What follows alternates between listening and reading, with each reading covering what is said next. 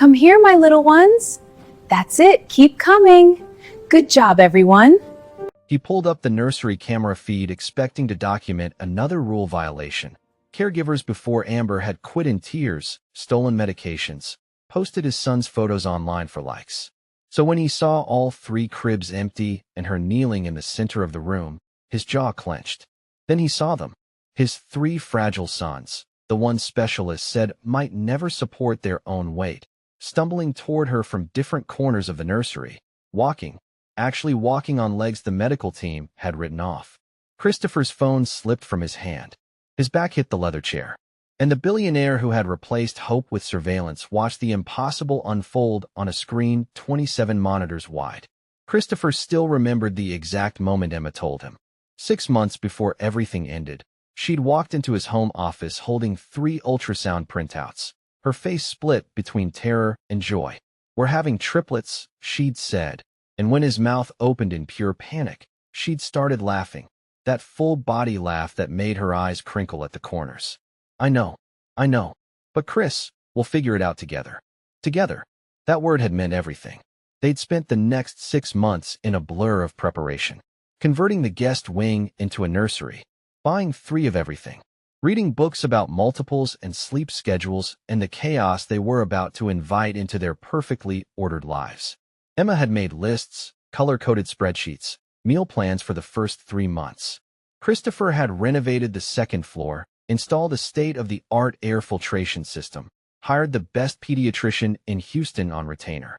"You're building a fortress," Emma had teased him one night, 8 months pregnant and unable to sleep, watching him review contractor blueprints at 2 a.m.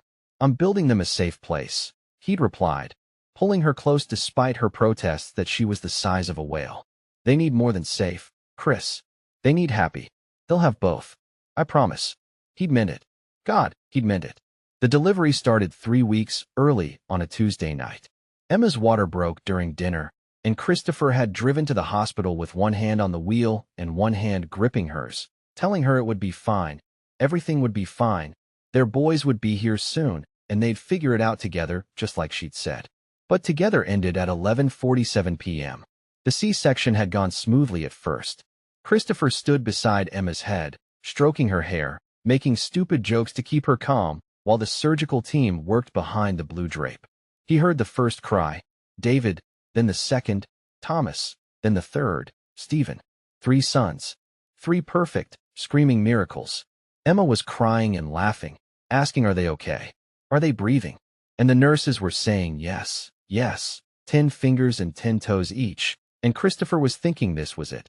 This was the moment their real life began. Then Emma's monitor started beeping. It was a small sound at first, easy to miss under the chaos of 3 newborns being assessed and cleaned. But Christopher noticed. He noticed everything when it came to Emma, the slight catch in her breath, the way her hands suddenly gripped his too tight, the flicker of confusion in her eyes. "I feel weird," she'd said. The beeping got faster. "BP dropping," someone said, their voice sharp and clinical. "We've got bleeding." Suddenly the room exploded into movement. Nurses appeared from nowhere. The doctor's voice rose in urgent commands Christopher's brain couldn't process. Numbers on Emma's monitor were falling. He could see them plummeting while machines shrieked warnings he didn't understand but knew were terrible. "Emma, stay with me," he kept saying, squeezing her hand. "Stay with me. We just started. You can't." "Promise me something," she'd whispered, her voice already fading. Her eyes found his, and he saw she knew. Somehow she knew. "Promise me you'll let them be happy, not just safe." "You're going to tell them yourself," Christopher said, his voice breaking. "Emma, you're going to. Promise me, Chris." I promise. But you have to stay, you have to." The monitor flatlined. The sound was impossibly loud and impossibly quiet at the same time. A single sustained note that meant everything had stopped. Christopher heard himself screaming her name, felt hands trying to pull him back as the crash team swarmed around her. Watched them work with brutal efficiency, pumping her chest, shocking her heart, flooding her with medications whose names he'd never know. 15 minutes they tried. 15 minutes of Christopher standing against the wall, held back by a nurse whose face he'd never remember, watching his wife's body jolt and fall with each shock, while 3 tiny boys cried in warming beds across the room. already motherless and not old enough to know it. Time of death, 11:47 p.m. The doctor's voice was gentle when he said it, but Christopher barely heard him. The room had gone silent except for the babies. His sons. Emma's sons. 3 little boys who would never know the woman who'd made color-coded spreadsheets and laughed about figuring it out together. A nurse placed a bundle in his arms. Then another. Then another. 3 warm, squirming bodies that weighed nothing and everything. Christopher stood there holding his entire world while another nurse crossed the room and pulled a white sheet over Emma's face, erasing her in one gesture. "Mr. Miller, do you want us to call someone?" A voice asked. He couldn't answer, couldn't move, couldn't do anything but stare at 3 tiny faces and wonder how he was supposed to do this alone. The next 3 days passed in a fog. There was a funeral to arrange while his sons fought for stability in the NICU. Emma's parents flew in from Seattle, their grief as sharp as his but somehow more functional. They made phone calls, received visitors, handled the details Christopher couldn't face. His business partner managed the company. His assistant managed everything else. And Christopher sat in the NICU, watching 3 incubators breathe for 3 boys who came too early, trying to understand how life could give and take so completely in a single night. On the 4th day, the pediatric team called a meeting. Christopher sat in a sterile conference room across from Dr. Patricia Hendricks and 2 specialists whose names he immediately forgot. There were charts on the table, X-rays backlit on the wall, numbers and graphs that seemed designed to deliver bad news in the most clinical way possible. "Mr. Miller, we need to discuss your son's prognosis," Dr. Hendricks began, her voice carrying that particular gentleness doctors use when they're about to shatter you. Christopher's hands gripped the armrests. "They're breathing on their own now." "That's good, right?" "They are, which is encouraging. But we've identified some serious concerns. All 3 boys have chronic respiratory issues complicated by their premature birth. Their lungs are significantly underdeveloped, and preliminary assessments show reduced elasticity and compromised function." The words felt like a foreign language. Christopher forced himself to focus. What does that mean? Long term. The pause that followed was worse than anything she might have said. It means they'll require extensive medical intervention, round-the-clock monitoring, strict environmental controls to minimize pathogen exposure, careful regulation of activity levels to prevent respiratory distress. We're talking about a very regimented care protocol. For how long? Another pause. Potentially their entire lives. The room tilted slightly. Christopher gripped the table edge. But they'll be normal. They'll be able to run and play and go to school and... "Mr. Miller." Dr. Hendricks leaned forward, her eyes kind but unflinching. "I need to be honest with you. This condition is severe. Will they survive? Yes, with proper care. Will they have a normal childhood? That's unlikely.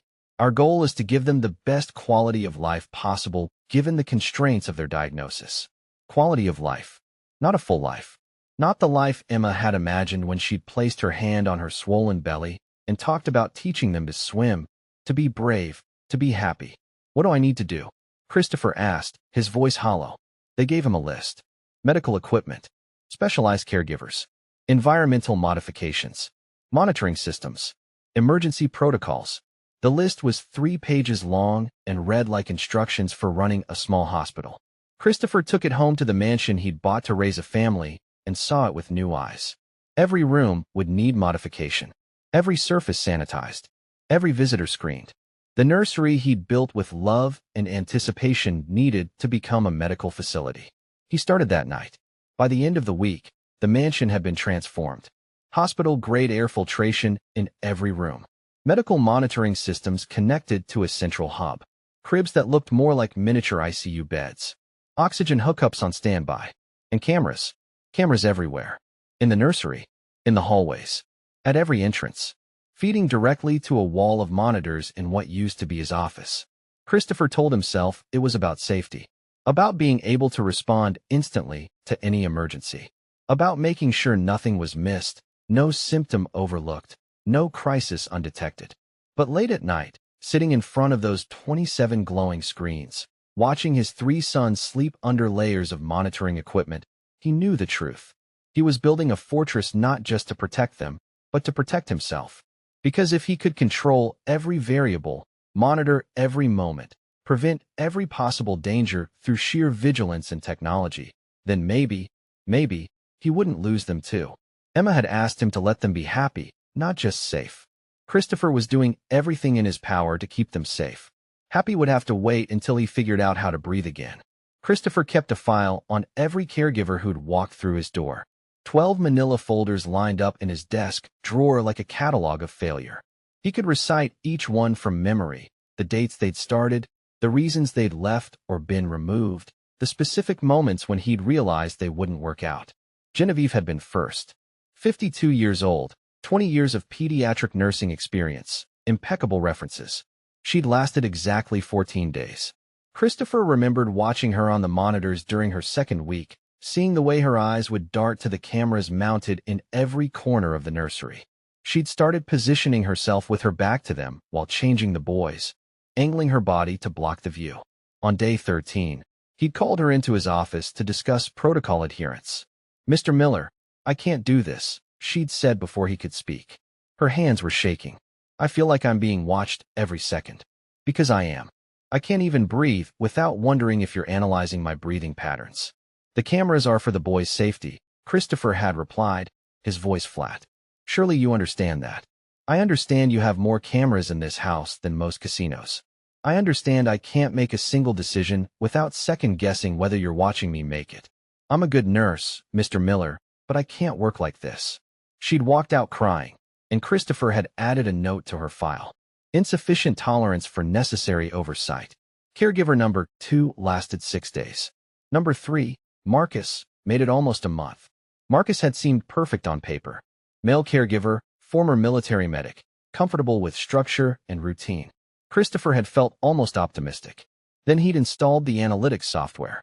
The program tracked everything: time spent in each room, duration of each care task, frequency of phone usage.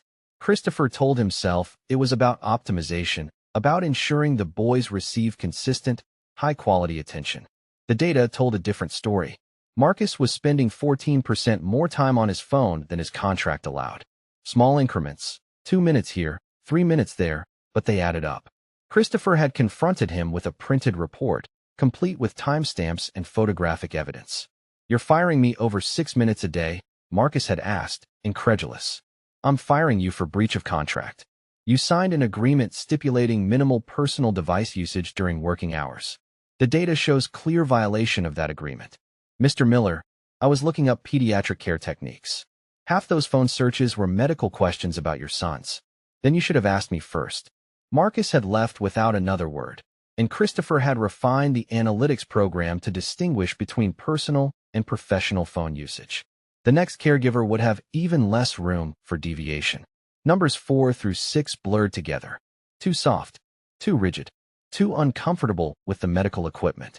One had questioned his protocols, suggesting the boys might benefit from more natural developmental opportunities, whatever that meant. Christopher had terminated her contract before she finished the sentence. Then came Jennifer, caregiver number 7.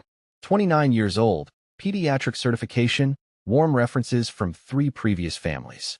She'd made it 3 months, longer than anyone else. Christopher had started to relax, just slightly. Started to think maybe he'd found someone who understood what these boys needed. He'd even begun trusting her.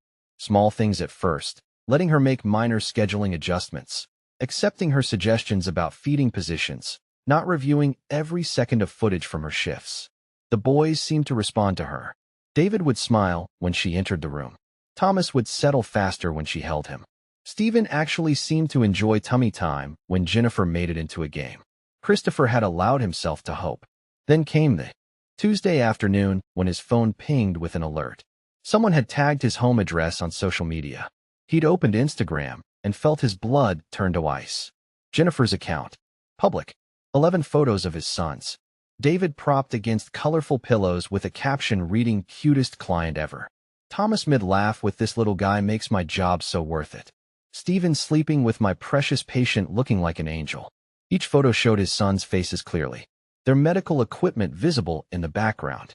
Their vulnerability displayed for 3,847 followers to see. Christopher had walked to the nursery. Jennifer was singing to Stephen, completely unaware.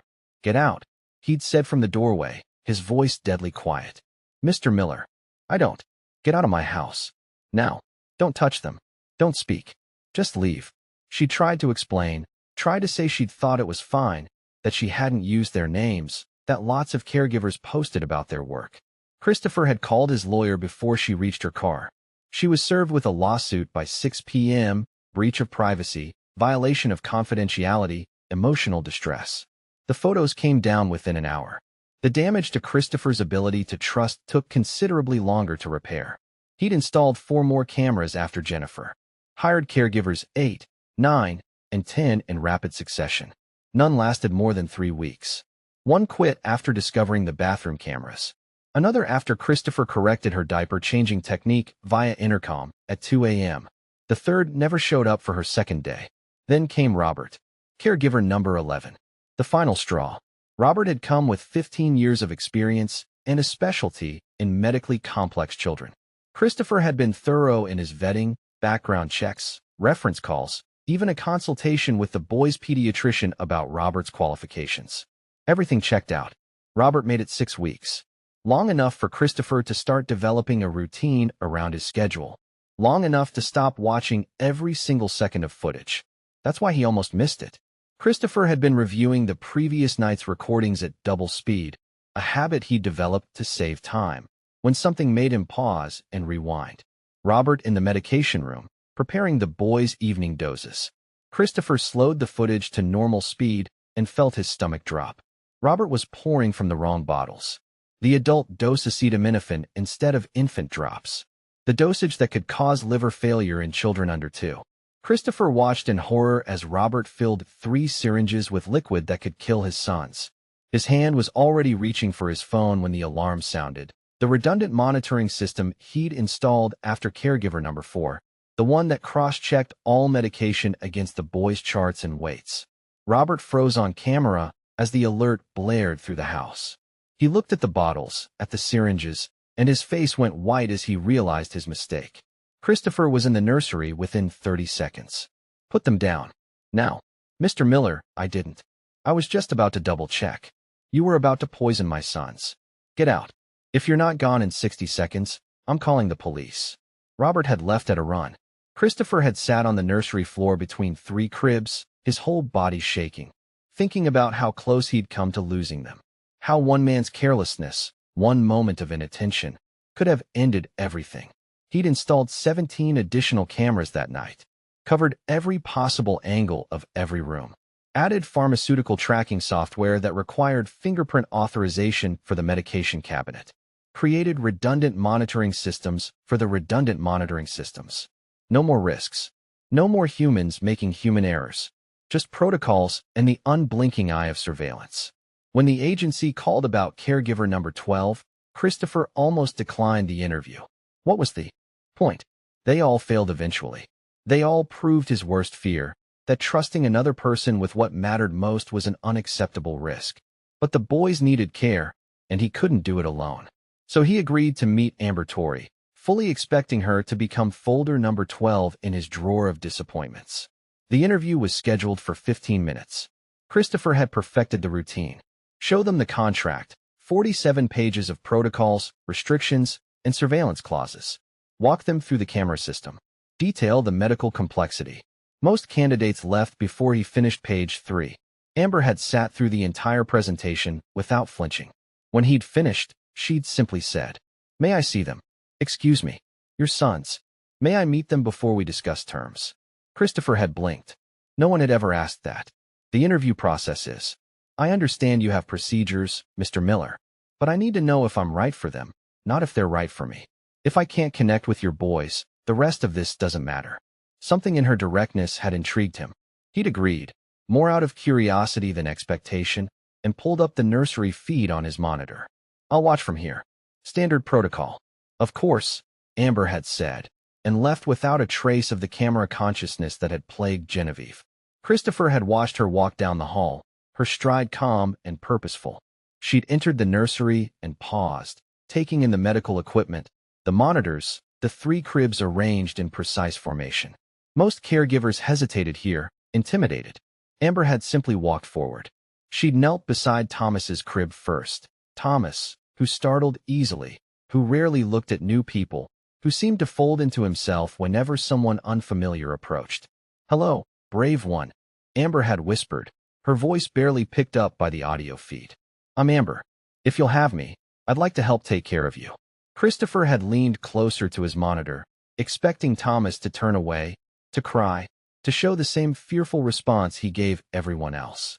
Instead, Thomas had looked directly at her, held her gaze for 3 full seconds, an eternity for a child who avoided eye contact. Something in Christopher's chest had tightened painfully. Amber had moved to David's crib next, then Stephen's, speaking softly to each boy, not touching them without permission, not overwhelming them with forced cheerfulness. Just present, attentive, real. When she'd returned to his office, Christopher had already made his decision, even as every instinct screamed at him to find someone more clinical, more detached, someone who wouldn't look at his sons like they were children instead of medical cases. "When can you start?" he'd asked. Amber had smiled. "I'll need to give my current family 2 weeks' notice." "Is that acceptable?" "Yes." Christopher had slid the contract across his desk, already regretting this, already knowing she'd fail like all the others, already preparing folder number 12 in his mind. But Thomas had looked at her. His son, who looked at no one, had looked at her. Maybe, just maybe, this time would be different. Or maybe he was just setting himself up for disappointment number 12. Amber's first violation occurred on day 3. Christopher's audio analysis software flagged it at 2:47 p.m. Non-protocol vocalizations detected in nursery sector. He'd been in a conference call with his Singapore office when the alert came through. He'd muted his line and pulled up the footage, expecting to find Amber on a personal phone call or perhaps talking to someone outside the authorized communication channels. Instead, he found her humming. She was changing David's diaper, her hands moving with practiced efficiency through the steps Christopher had outlined in the care manual: wipes, cream, fresh diaper, fasten, dispose. But the whole time, she was humming. Some melody Christopher didn't recognize, soft and rhythmic, almost under her breath. David was watching her face, his expression more alert than Christopher had seen in weeks. Christopher replayed the footage 3 times, searching the care protocols for a specific prohibition against humming. Technically, there wasn't one. The manual specified minimal unnecessary vocalization during routine care tasks to avoid overstimulation, but humming existed in a gray area between speech and silence. He opened Amber's digital file and added a note. Day 3, excessive personalization of care tasks. Humming during diaper change. Not explicitly forbidden, but inconsistent with care philosophy. Monitor for pattern. The pattern emerged by the end of week 1. Christopher's motion tracking software generated a report every evening, documenting the duration of each care activity. Feeding sessions were particularly tracked. The boys needed precise amounts at precise intervals, and the post-feeding holding period was calibrated to 15 minutes for burping and settling before returning them to their cribs. Amber was exceeding the holding duration on every single feeding. 8 minutes over with David, 12 minutes over with Stephen, 10 minutes over with Thomas. Every time, Christopher had watched the footage, trying to identify what she was doing during those extra minutes. She wasn't feeding them more, the bottles were empty. She wasn't burping them, that happened in the first 5 minutes. She was just holding them, swaying slightly, sometimes humming again, sometimes talking in a voice too soft for the microphones to capture clearly. On day 7, he'd had enough. He'd waited until she was mid-violation. Stephen had finished his bottle 17 minutes ago, and she was still holding him, rocking in the chair by the window, and pressed the intercom button. "Ms. Torrey, please adhere to the prescribed holding durations." Amber had looked up at the camera, no surprise on her face. She'd known he was watching. Of course she had. Everyone knew he was always watching. "Mr. Miller," she'd said, her voice clear and steady. Stephen still nestled against her shoulder. "With respect, your sons need more than what can be prescribed." Christopher's finger had hovered over the intercom button, ready to correct her, to remind her that she was hired to follow protocols, not to question them. But something in the way she'd said it, not defensive, not apologetic, just factual, had stopped him. He'd watched her hold Stephen for another 6 minutes before finally placing him in his crib. Stephen had fussed for 30 seconds, then settled into sleep more easily than he had in days. Christopher had added another note to her file. Day 7. repeated holding duration violations. When confronted, displayed insubordinate attitude. Claimed sons need more than protocols provide. Concerning. The file was getting longer. The violations were adding up. And yet Christopher found himself reviewing footage of Amber's shifts more than any previous caregiver. Not to document failures, but to understand what she was doing that made the boys so calm. Week 2 started with music. Christopher was in the middle of a critical board meeting, a merger worth $200 million that required his full attention, when his phone started buzzing. Not just one alert. 7, 8, 12 alerts in rapid succession, each one flagged urgent by his monitoring system. "Excuse me," he'd said, standing abruptly. "I need to take this." He'd stepped into the hallway and pulled up the nursery feed, his heart hammering with worst-case scenarios. Medical emergency. Equipment failure. Intruder. His mind cataloged disasters as the video loaded. What he saw made no sense. Amber had brought a small Bluetooth speaker into the nursery.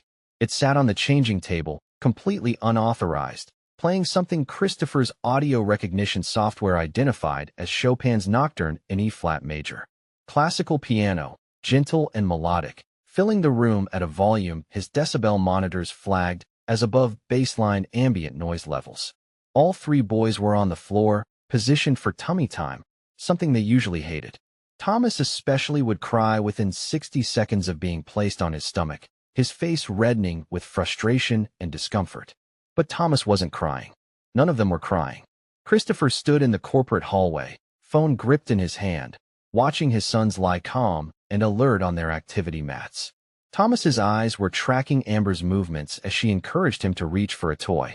David was pushing up slightly on his forearms, something the physical therapist had said might take another month to achieve. Stephen was just listening, his face turned toward the speaker, peaceful. Christopher's thumbs moved to the messaging interface. He typed, "Unauthorized equipment. Remove immediately."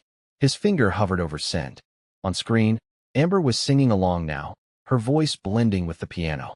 She was doing the range of motion exercises the physical therapist had prescribed, but she'd turned them into a game, moving the boys' legs in time with the music, making it play instead of therapy. Thomas was still calm. 17 minutes into tummy time, and he was still calm. Christopher didn't send the message. He returned to the boardroom, mumbled an apology about a home emergency that turned out to be nothing, and tried to focus on merger terms and profit projections.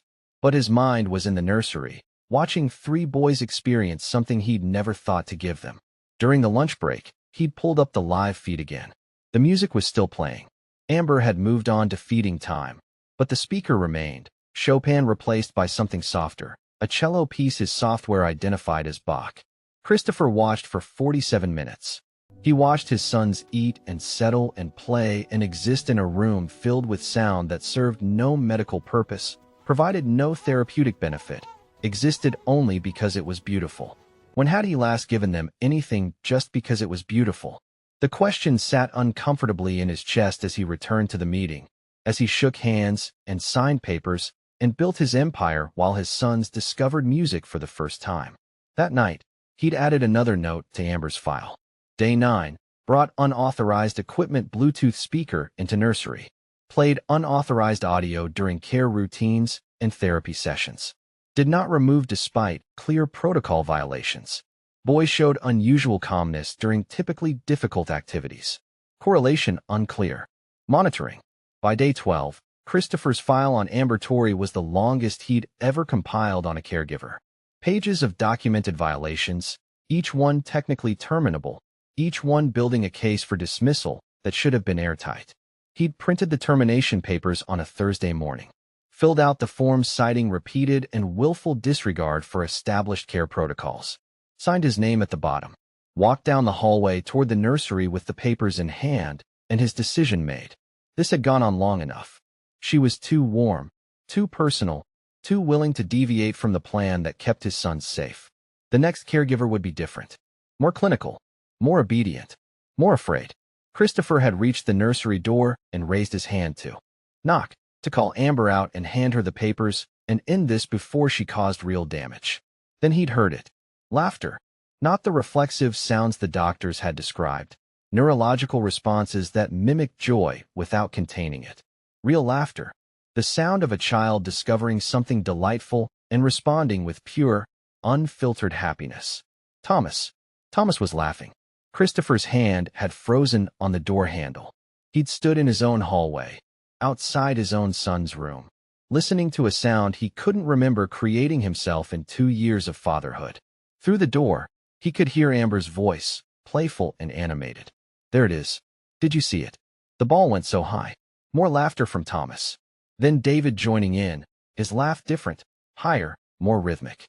Then Stephen, not laughing but making sounds of engagement, of presence, of being alive in a way that transcended the careful management of his respiratory condition. Christopher had stood there for 5 minutes. The termination papers had grown damp in his grip. On the other side of the door, his sons were experiencing joy, and he was on the outside of it, clutching paperwork that would end whatever magic was happening in there, return them to the quiet efficiency of protocol-based care. He'd realized, standing in that hallway, that he'd become a stranger in his own home, that he knew his sons' vital signs better than their personalities, that he could tell you their exact feeding schedule down to the milliliter, but couldn't tell you what made them laugh, that somewhere in his desperate attempt to keep them safe, he'd forgotten they were supposed to be living. Christopher had walked back to his office, his hand shaking. He'd opened his desk drawer, the one labeled pending, and filed the termination papers inside. Not in the trash, not shredded, just pending. A decision deferred, a question left open. He'd pulled up the nursery feed and watched Amber play with his sons, documenting another violation for a file he was no longer sure he'd ever use. Thomas was still laughing. The sound echoed through the speakers, into Christopher's office, into the hollow space in his chest where fatherhood was supposed to live. He'd added one final note to Amber's file that night. Day 12. Induced laughter in Thomas during play session. Mechanism unknown. Effect on respiratory function, positive. Effect on emotional development, unmeasured. Effect on father, complicated. Then he'd closed the file and sat in the darkness, surrounded by 27 glowing monitors, wondering when he'd stopped being a father and become a warden instead. Christopher gave up on sleep at 3:47 a.m. He'd been lying in bed for 2 hours, staring at the ceiling, his mind replaying the sound of Thomas's laughter on an endless loop. Finally, he'd thrown off the covers and walked to his office, telling himself he was just going to do a routine review of the day's footage. He pulled up the afternoon session first. Amber with David on the activity mat, working through what looked like playtime, but had that quality Christopher was beginning to recognize: structure hidden inside spontaneity, intention disguised as fun. He watched her move David's legs, bending them at the knee, rotating the hip joint, extending and flexing in patterns that seemed random until Christopher paused the video and zoomed in. 3 bends, hold for 2 seconds, release, repeat. Then a switch to the right leg. Same pattern. 3 bends, hold, release. Back to the left. The consistency was unmistakable once he saw it. Christopher opened a new browser tab. His fingers hovered over the keyboard for a moment before he typed pediatric physical therapy techniques, chronic respiratory patients. The search results loaded. 17 million hits. He clicked the first link, a journal article from the American Physical Therapy Association. Then another. Then another. One tab became 5, became 12. By 4:23 a.m., Christopher was 17 pages deep into a medical journal article about neuroplasticity in infants with chronic conditions. The language was dense, heavy with terminology he had to look up in separate tabs, but the core message was clear. Infant brains were extraordinarily adaptive. Neural pathways that seemed fixed could be rewired with proper stimulation. Developmental windows existed, critical periods where intervention could produce dramatic results. But those windows didn't stay open forever. He clicked another link. This one was a meta-analysis of care approaches for medically complex infants. The abstract made his chest tight. Studies consistently demonstrate that infants receiving consistent loving contact in addition to medical care show improved outcomes across multiple metrics, including motor development, cognitive function, emotional regulation, and even immune response compared to infants receiving medical care alone. Christopher read that sentence 3 times. Loving contact. Not just care. Not just protocol. Love. He thought about his fortress of cameras and protocols. About the way he designed every aspect of his sons' lives around minimizing risk, maximizing control, eliminating the human variables that might fail them.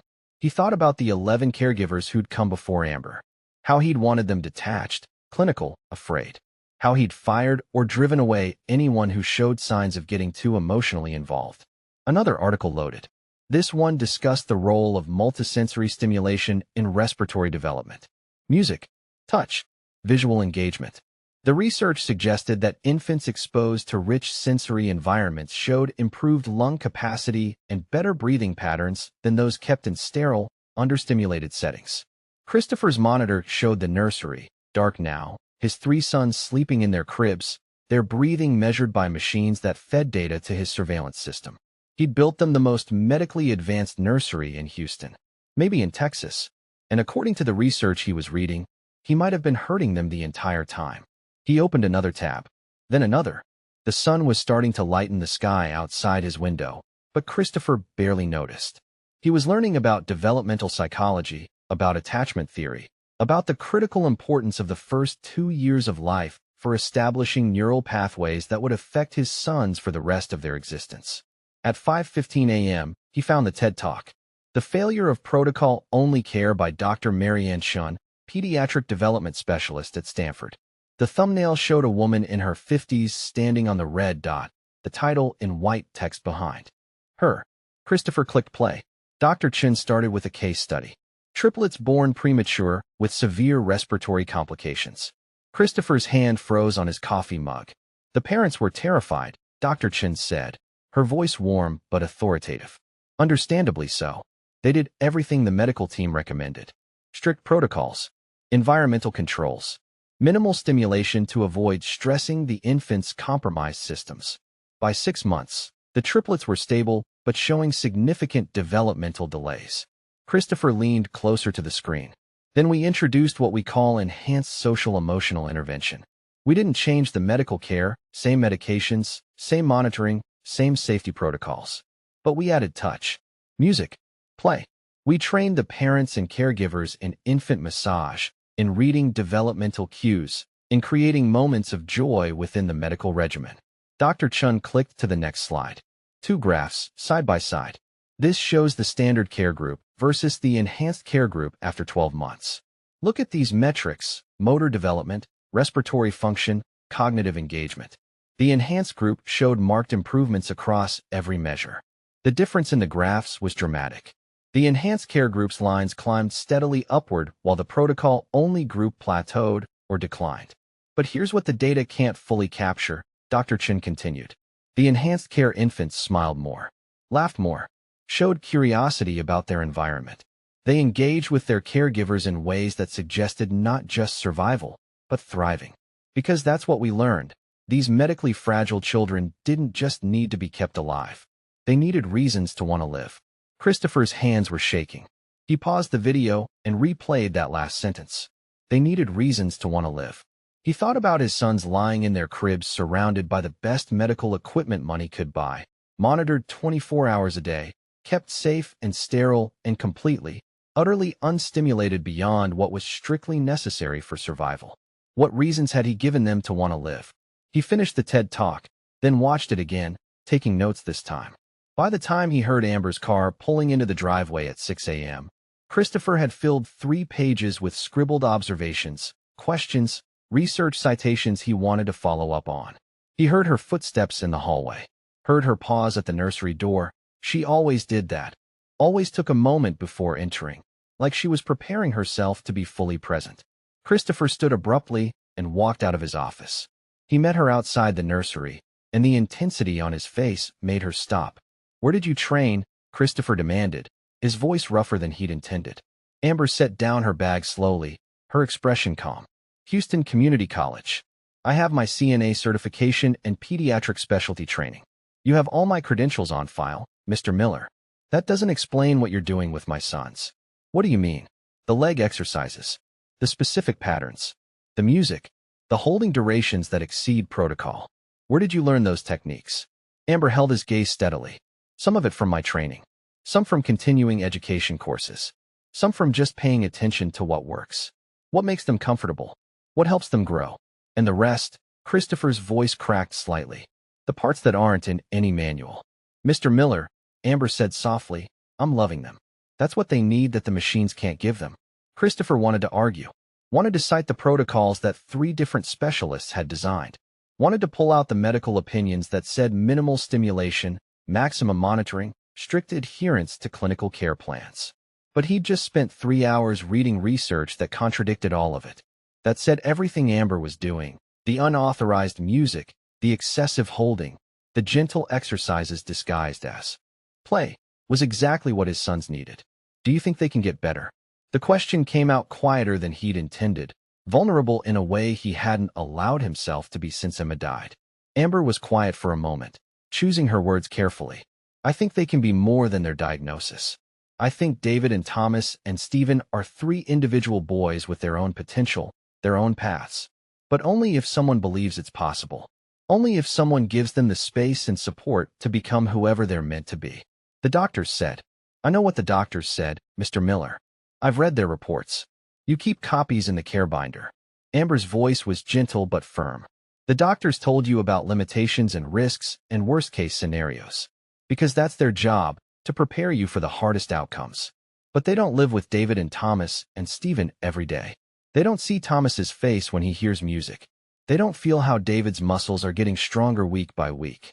They don't know that Stephen responds better to touch when you hum while you hold him. How do you know that? About Stephen. Because I pay attention. Because I'm present with them, not just monitoring them. Amber paused. Mr. Miller, can I ask you something? When was the last time you held one of your sons without checking a monitor first? The question hit like a physical blow. Christopher opened his mouth to answer and realized he couldn't remember. I'm not criticizing, Amber continued. I can't imagine what you've been through. Losing your wife, raising 3 medically complex infants alone, carrying all that fear and responsibility. But your boys need more than safety. They need their father. Christopher felt something cracking in his chest, the careful distance he'd maintained, the clinical detachment that let him function without feeling. I don't know how to do that anymore, he admitted, the words costing him everything. I don't know how to be present without being terrified. Then maybe that's what we work on next, Amber said. Together. If you'll let me help with that too. Christopher nodded, not trusting his voice. He stepped back, let Amber enter the nursery to start her shift. But instead of returning to his office, to his wall of monitors and his files of documentation, he did something he hadn't done in months. He walked to the kitchen, made coffee, sat at the breakfast table where Emma used to read the newspaper on Sunday mornings. And he didn't check the monitors for 4 hours. When he finally pulled up the feed at 10 a.m., it was just to see his sons' faces, not to document violations or catalog failures. Thomas was laughing at something Amber was doing with a stuffed animal. David was reaching for a toy with determination written across his small face. Stephen was watching his brothers, his expression alert and engaged. Christopher watched them for 10 minutes, then closed the laptop. They were okay. More than okay. They were living. And maybe, just maybe, he could learn to do the same. The emergency call came at 4 p.m. on a Tuesday. Christopher was reviewing quarterly projections when his CFO's name flashed across his screen with a red flag that meant crisis. We have a problem in Chicago, Marcus said without preamble. The Hartwell acquisition is falling apart. They're threatening to walk if you don't fly out tonight, and close this personally. Christopher's stomach dropped. Tonight. The meeting's tomorrow at 9 a.m. If we lose Hartwell, we lose the entire Midwest expansion. Chris, this is $300 million on the line. Christopher looked at his wall of monitors. The boys were with Amber, doing their afternoon therapy session. Thomas was on his activity mat. David was in the bouncer. Stephen was having tummy time. Everything normal. Everything safe. I can't leave them overnight. I've never. I know. But this is the company, Chris. We need you there. Christopher closed his eyes. 2 years. 2 years he'd been within 100 feet of his sons at all times. 2 years of monitoring every breath, every moment, every possibility of something going wrong. Book the flight, he heard himself say. I'll be there. He packed in 15 minutes. Laptop, tablet, portable chargers, backup battery packs. He forwarded the security feeds to his phone, tested the connection 3 times, set up redundant alerts for any unusual activity. When he walked into the nursery to tell Amber, she was reading to the boys. All 3 were arranged around her, their attention fixed on her voice and the colorful pictures she was showing them. I have to go to Chicago, Christopher said abruptly. Emergency business. I'll be back tomorrow night. Amber looked up, and if she was surprised, she didn't show it. All right. We'll be fine here. I'll be monitoring everything. I've set up the feeds on my phone. I'll have alerts for any. Mr. Miller. Amber's voice was gentle. Have a safe flight. We'll be here when you get back. Christopher wanted to give her more instructions, more protocols, more assurance that he'd be watching even from 1,200 miles away. Instead, he just nodded and left before the tightness in his chest could turn into something worse. The entire flight to Chicago, Christopher watched the feeds. Dinner time, bath time, bedtime. He watched Amber move through the routines with the boys, watched them settle into sleep, watched the nursery go dark except for the soft glow of the night lights. Only then did he close his laptop and try to sleep. The morning meeting started at 9 a.m. sharp. Christopher had prepared for this, slides detailing the acquisition terms, profit projections, integration timelines. The Hartwell executives sat across the conference table, their expressions skeptical but engaged. Christopher was 43 slides into his presentation when his phone buzzed. Once, twice, 6 times in rapid succession. Motion detected nursery sector. Multiple heat signatures, unexpected positions. Unusual movement patterns alert. Christopher's mouth went dry. Excuse me for just a moment. He walked out of the conference room, his heart hammering against his ribs. Medical emergency. Equipment failure. Someone broke in. The possibilities cascaded through his mind as he pushed into the men's bathroom and pulled out his phone with shaking hands. He opened the security app and pulled up the nursery feed. All 3 cribs were empty. Christopher's vision tunneled. He checked the timestamp, 11:47 a.m. The boys should be in their cribs for their late morning nap. All 3 cribs should have small bodies in them. Instead, they were empty, and Amber was in the center of the room, kneeling on the floor with her arms open. Then Christopher saw them. From 3 different directions, Stephen by the changing table, David near the play mat, Thomas at the rocking chair. His sons were moving. Not crawling. Not scooting on their bottoms the way the physical therapist said might happen eventually. Walking. Stumbling, wobbling, grabbing at furniture for balance with chubby hands, but walking. Their legs were supporting their weight. Their feet were taking steps. Their bodies were doing what every doctor had said might not be possible for years, if ever. Stephen reached Amber first, his momentum carrying him forward until he fell into her arms. She caught him with a laugh Christopher couldn't hear through his AirPods. Then David, his small face split between concentration and pure joy, taking 3 more steps before Amber's other arm wrapped around him. Finally Thomas. Thomas, who had the worst respiratory issues. Thomas, who the specialist said had the most significant muscle weakness. Thomas, who Christopher had been certain would face the longest road to any kind of normal development. Thomas took 6 shaky, determined steps across the nursery floor before his knees buckled and Amber caught him against her chest. Christopher's phone slipped from his hand and clattered against the bathroom tile. He braced himself against the sink, his reflection staring back at him from the mirror. A stranger looked out at him, a man in an expensive suit who'd just watched his sons achieve the impossible through a 3-inch screen. A man who'd been so busy monitoring life that he'd missed his children learning to live it. The bathroom door opened. His assistant, Greg, poked his head in. Chris, they're waiting. Are you okay? I have to go home. What? The presentation's not finished. We haven't even gotten to the term negotiations. I have to go home now. Christopher picked up his phone, his hands still shaking. Charter a flight. Tell them something came up. Chris, this is $300 million. I don't care. Christopher pushed past him into the hallway. My sons just took their first steps, and I wasn't there. I watched it on a goddamn phone screen in a bathroom 1,200 miles away because I've spent 2 years being too terrified to actually live with them. He was already walking toward the elevators, already pulling up charter flight services on his phone. What do I tell the Hartwell people? Tell them I'm sorry. Tell them we'll reschedule. Tell them whatever you want. The elevator doors opened, and Christopher stepped inside. I'm going home to my sons. The charter flight took 2 hours. Christopher sat alone in the small cabin, his laptop open to the frozen frame of Thomas mid-step, and finally did what he hadn't allowed himself to do since Emma's funeral. He cried. Not the silent, controlled tears he sometimes permitted himself in the shower at 3 a.m. Not the tight-throated grief he swallowed down when he looked at old photos.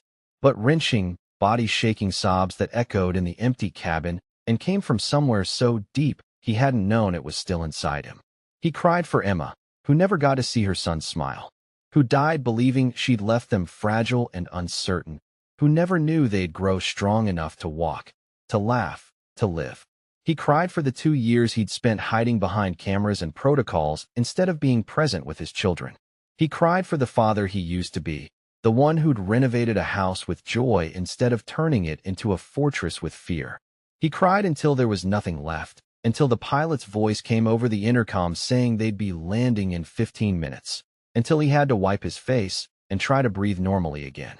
Christopher's car pulled into the circular driveway at 2:14 a.m. The mansion was dark except for one window, the soft glow from the nursery. He didn't check the security feed, didn't pull up the app to see what he'd missed in the hours he'd been traveling, didn't review footage or verify that everything was okay. He just walked through his front door, climbed the stairs, and pushed open the nursery door. Amber was in the rocking chair, a baby monitor resting on her lap. She looked up as he entered, and there was no surprise on her face. Like she'd been expecting him. "Mr. Miller, I wasn't expecting you until tomorrow." Christopher's voice cracked when he spoke. "Why didn't you tell me? Why didn't you call me when they started walking?" Amber was quiet for a moment. When she answered, her voice was gentle but firm. "Because you needed to see it yourself? Not through a camera. Through your own eyes, in your own time. I missed it. You saw it. That's what matters." Amber gestured to the 3 cribs where his sons slept peacefully. "And they'll walk again tomorrow. And the day after. And you can be here for those steps if you choose to be." Christopher looked at David, Thomas, and Stephen. Their small chests rose and fell in the rhythm he'd monitored obsessively for 2 years. The machines still tracked their breathing, their heart rates, their oxygen levels. But the boys sleeping in those cribs weren't the fragile, limited children he'd constructed in his mind. They were his sons, living, growing, capable of the impossible. He thought about Emma's last words. "Promise me you'll let them be happy, not just safe." "I want to be here," Christopher said. "Really here. Not watching through a screen." "Then be here," Amber said simply. "Starting tomorrow." Christopher nodded and left the nursery. But he didn't go to his office, to the wall of monitors that had become his entire world. He went to his bedroom, set his phone on the nightstand without checking the feeds one last time, and slept without nightmares for the first time in 2 years. He woke to the sound of laughter. Not from a monitor, but filtering down the hallway from the nursery. Real and immediate and happening in his home while he was in it. Christopher walked to the nursery still in his wrinkled clothes from yesterday and found Amber preparing the boys' breakfast while they played on their activity mat, pulling themselves up on the furniture rails, babbling to each other in their own language. "Mr. Miller." Amber looked up. "I have their schedule ready for review. We have physical therapy at 10, then." Christopher held up his hand. "Cancel it. Cancel today's schedule." "Sir, I'm taking them outside." Amber's smile was slow and bright and worth every failed acquisition in the world. "They'll need hats. It's sunny." Christopher gathered his sons, all 3 at once, something every protocol he'd written said he should never do. Too much risk. Too much strain. Too much possibility of dropping one or triggering a respiratory episode. But their combined weight felt right in his arms. Felt like what he should have been doing all along. He carried them through the mansion, through doors he'd kept them behind for 2 years, and out into the garden. The morning sun caught their dark hair, and they squinted, their faces scrunching up before breaking into smiles at this new bright world. Christopher set them down on a blanket in the grass and lay beside them.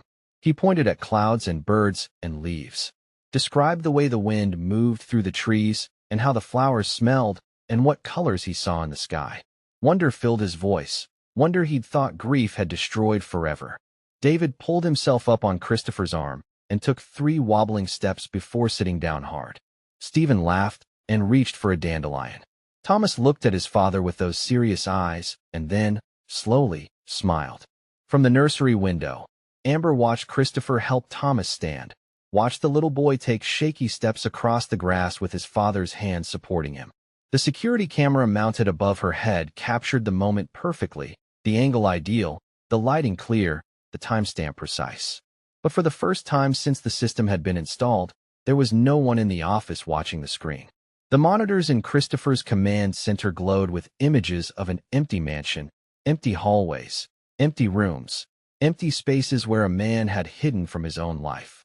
Because that man had finally stepped out of his tower of surveillance and into the messy, terrifying, beautiful reality of being present. On Christopher's desk, abandoned and forgotten, his phone displayed a paused video feed. The screen showed Thomas Miller frozen mid-step, his small foot lifted, his arms outstretched toward Amber's waiting hands. The timestamp read 11:47 a.m., the exact moment everything had changed. The exact moment Christopher's sons had walked while he watched through a screen. The exact moment he'd realized that all his monitoring, all his control, all his desperate attempts to keep them safe had cost him the one thing that mattered most, being their father.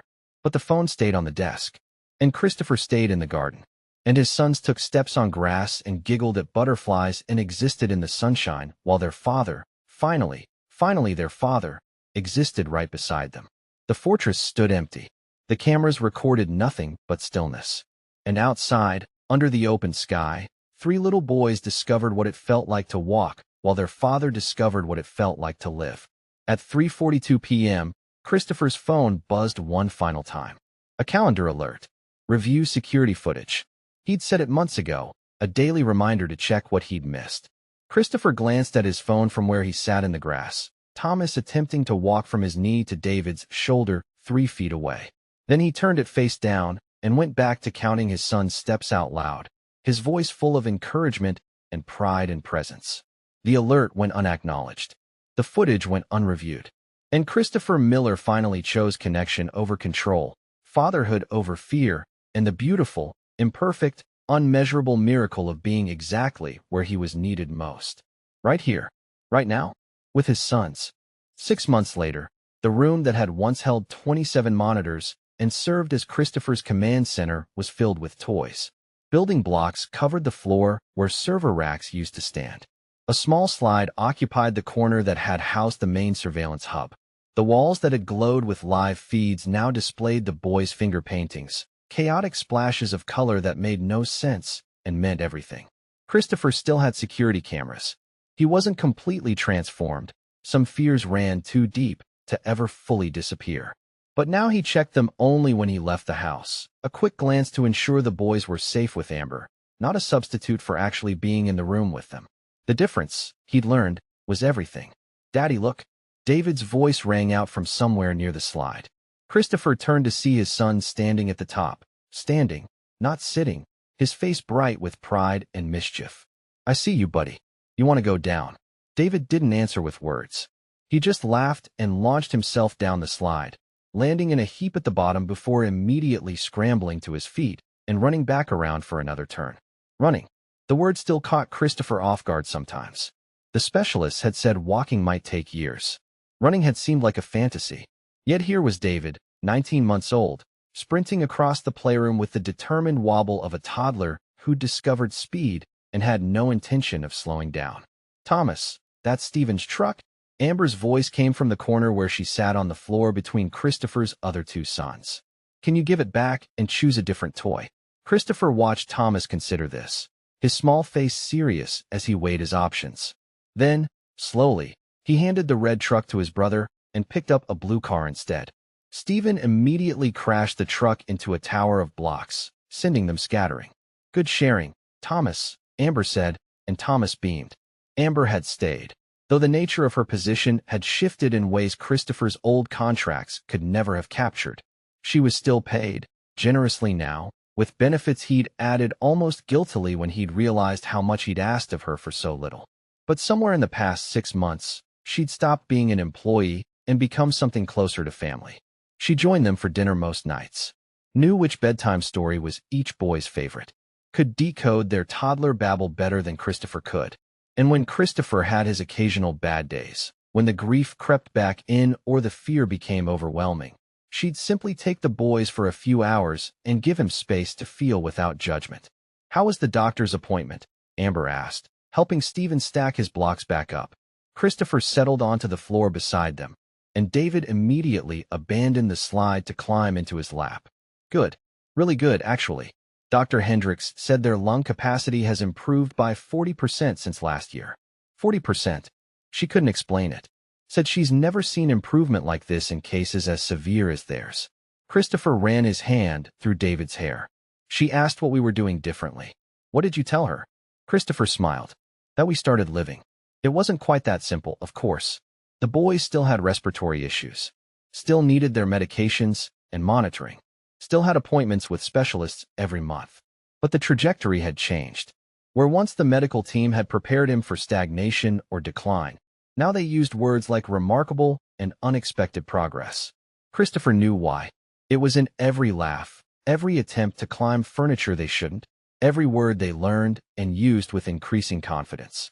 The boys weren't just surviving anymore. They were thriving. Thomas toddled over and held up his blue car. Daddy, vroom. Yeah, buddy. Vroom vroom. Christopher made exaggerated car sounds that sent Thomas into giggles.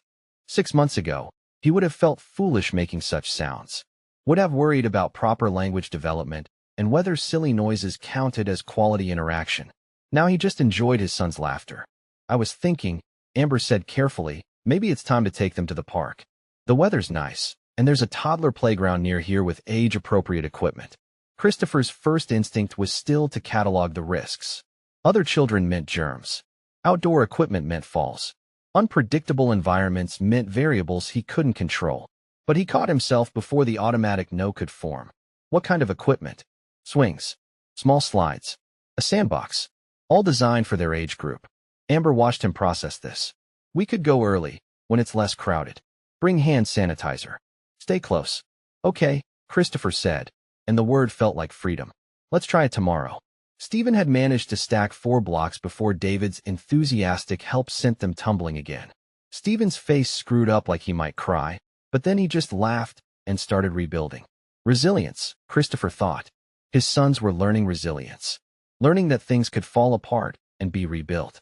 That setbacks were temporary. That joy could be found in the process, not just the outcome. They were learning things he was only now relearning himself. Daddy. Thomas tugged on Christopher's sleeve. Up. Christopher lifted Thomas onto his shoulders, something else the old protocols would have forbidden, and stood carefully. Thomas gripped his hair and giggled as Christopher spun in a slow circle. From this vantage point, Christopher could see the whole room. The toys scattered across the floor. Amber helping David and Stephen build a block tower together. The finger paintings on the walls. The windows showing the garden where they'd spent the morning, where grass stains now marked the boys' clothes and dirt smudged their hands. Evidence of life being lived, not just monitored. He thought about Emma sometimes. Wondered what she'd think of the man he'd become, the father he was learning to be. He liked to believe she'd be proud, that she'd see how he'd kept his promise, the one he'd made that night in the garden when he'd finally chosen happiness over safety. Both, he'd learned. His sons could have both. You okay? Amber asked, catching his expression. Yeah. Christopher bounced Thomas gently on his shoulders, earning another giggle. Just thinking about how different everything is. Different good or different scary. Both, he admitted. But mostly good. David abandoned the blocks and made a beeline for Christopher's legs, wrapping his small arms around one knee. Stephen followed, claiming the other knee.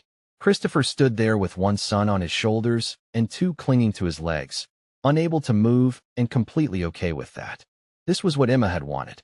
Not perfection, not safety at the cost of everything else. Just this, 3 boys learning to run and climb and speak, doing all the things the specialists said might be impossible, because someone had believed in them when their father was too broken to hope. And because that father had finally learned that love required more than surveillance. It required courage, vulnerability, the willingness to step out from behind the screens and into the beautiful, terrifying, messy reality of actually living.